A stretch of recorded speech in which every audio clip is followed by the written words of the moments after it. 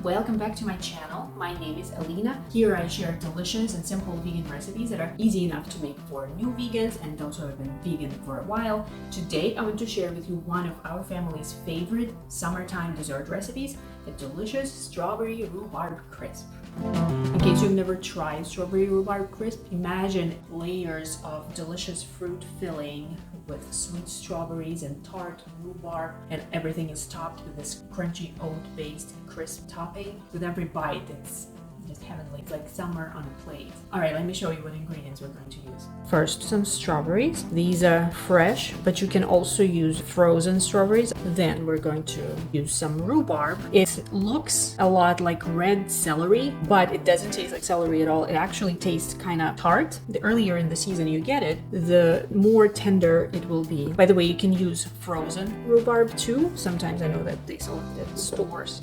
Next, we're going to use some cornstarch, just a little bit to thicken the filling. Then we'll use some raw sugar. It's also called turbinado sugar sometimes. I use this type of sugar in all recipes that otherwise call for white sugar. Then we'll use some vanilla. I got this giant bottle at Costco. And we will also use some salt. For the topping, we're going to use some unbleached all-purpose flour. You can use gluten-free flour. Any all-purpose gluten-free flour will work just as well. Then we're going to use some almond flour, or it's also called almond meal sometimes. You can find almond flour that's all white. It's made from almonds that have been peeled and then ground up into flour. I prefer using the brown kind, the one that's made with almonds that still had their peels on. But if you can't find this, then white almond flour we'll use just as well. Next, I'm going to use some oats. These are regular old-fashioned oats. Then we're going to use some brown sugar, and we'll also use some coconut sugar. If you can't find coconut sugar, you can skip it and just use more brown sugar. But I highly recommend coconut sugar because it adds this amazing caramel-like flavor. It's just heavenly.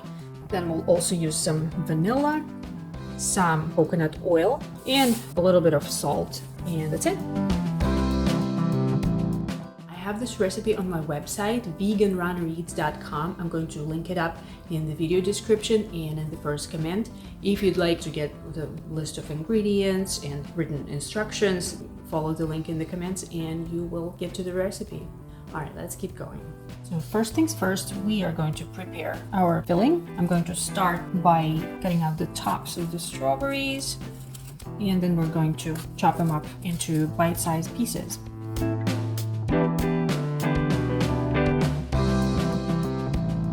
I'm going to need 3 cups of strawberries.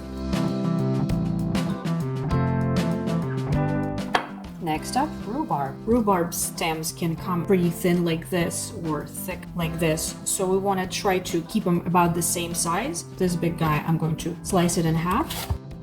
We're going to cut them into pieces that are about 1/4 to 1/3 inch thick. We're going to need 3 cups of this as well. Rhubarb, when you cut it, you'll notice that some pieces are kind of red in the middle, some are more like translucent, kind of green, but both will taste about the same. Next, we're going to mix our rhubarb and strawberries with sugar, cornstarch, vanilla, and a pinch of salt.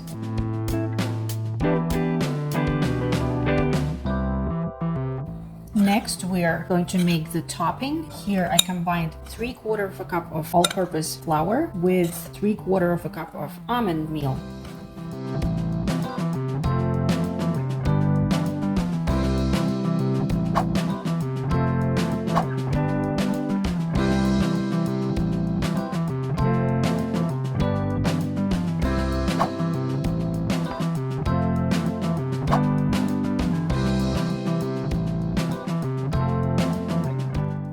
Now we're going to add melted coconut oil. We've got 3/4 cups. And I'm going to add a splash of vanilla, about 1 teaspoon, and back to mixing. So here I have it. It's all mixed up. You can see that it kind of looks wet because all the sugar and all the flour, everything is covered in coconut oil now. And to give you a little secret, this stuff is amazing. Just eaten by the spoonful. So good. Don't tell anybody that I eat it like that. Now we're going to assemble everything. First go the strawberries. You can see how the mixture got pretty juicy. And now we're going to put the topping over the strawberries. Just try to get it as evenly as you can. It doesn't have to be perfect. And in the oven it all goes.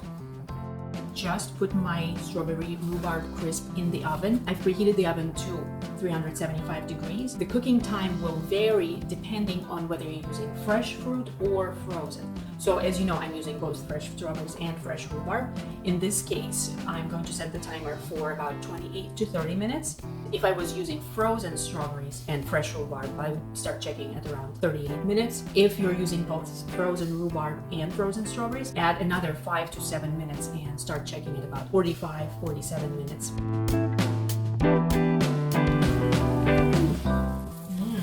Beautiful, nice and bubbly. Can you hear it? Beautiful sizzle. Rhubarb crisp is all done, but it's really, really hot. So we're gonna wait about an hour before we try it. Since the filling is kind of runny, the filling needs time to set. If we cut out a piece and start eating it now, the juices will start pooling into that area that we took our piece out of. So let's be patient and check again in an hour. All right, let's give this a try. So good, like summer on a plate. The tartness of rhubarb really balances out the sweetness of strawberries and of sugar. So good. The coconut sugar, I can definitely tell. It gives it these caramel-like notes. By the way, this is really good if you put a scoop of vanilla ice cream on top.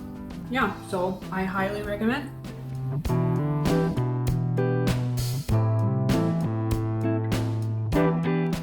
Thank you everyone for watching. I hope you enjoyed this recipe and this video. Please give this video a like down below. Subscribe to my channel if you haven't yet. Once again, if you want this recipe in written form, you can find it on my website, veganrunnereats.com. I've linked it up in the video description and in the first comment. Thank you so much for joining me, and I'll see you in the next video. Bye-bye.